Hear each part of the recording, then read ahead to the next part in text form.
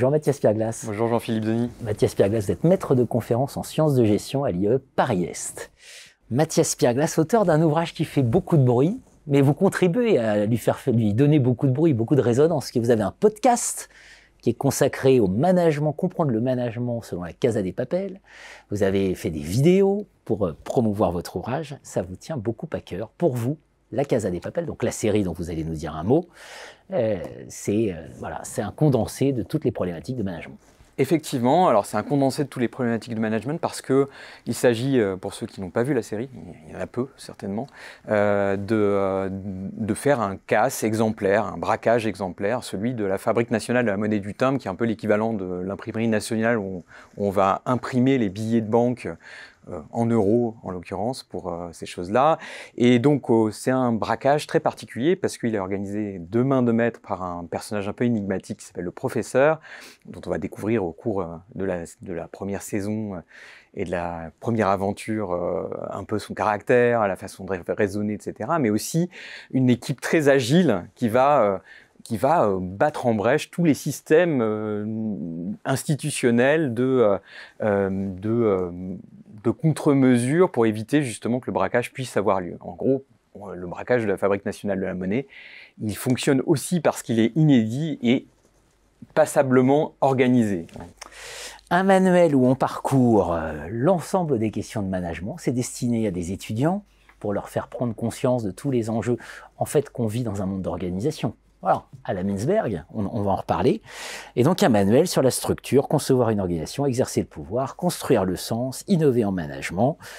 Bref, vous traitez toutes les problématiques de management. Et je vous confiais, qu'en le lisant, je me suis dit, en fait, Mathias Pierglas, il nous a produit le premier manuel d'introduction au Bitcoin management. Qu'est-ce que vous en pensez? Alors, j'avoue qu'au départ, ça m'a un peu étonné, puis en y réfléchissant 2 minutes, puisque c'était le temps qui m'était imparti, l'idée est super intéressante, c'est de voir en fait que le système monétaire est en fait un système organisationnel, institutionnel bien ancré, bien organisé, qui est maîtrisé par une banque centrale qui va décider du volume de la masse monétaire, etc.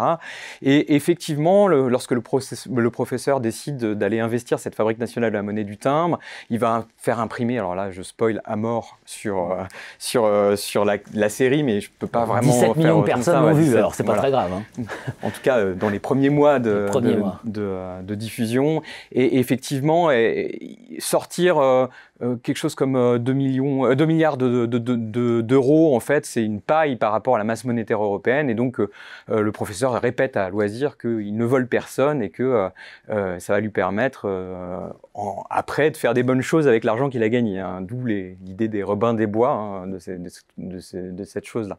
Et en fait, ce qu'il est en train de faire, c'est effectivement inventer le Bitcoin en sens, c'est-à-dire une monnaie non régulée, hein, c'est-à-dire qui échappe à tout contrôle de l'État, et donc c'est une petite idée anarchiste aussi derrière cette chose-là. Et c'est pas étonnant que d'ailleurs les symboles de la Casa de Papel soient repris dans les manifestations au niveau européen, au niveau mondial, que ce soit le masque de Dali ou les combinaisons rouges, hein, qui sont emblématiques de la série, et puis donc qui vont finalement diluer cette création monétaire un peu supplémentaire dans la masse monétaire globale, et finalement sur chacun des Européens qui utilisent l'euro, eh ben, ça va revenir à peut-être un tout petit peu d'inflation, mais très peu par rapport à l'inflation qu'on vit aujourd'hui, hein, en tout cas.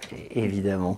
Introduction au Bitcoin management, je trouve que c'est extrêmement intéressant. Et un des grands enseignements de votre ouvrage, c'est que quand on veut comprendre ce fameux Bitcoin là, auquel personne ne comprend rien, bah finalement, c'est au concept de management qu'il faut revenir. C'est-à-dire que vous repartez de Fayol, vous repartez des grands classiques. Et oui, parce que pour être capable de hacker finalement le système monétaire européen, eh ben, il faut le comprendre, en avoir sorti un peu les fonctionnements de base.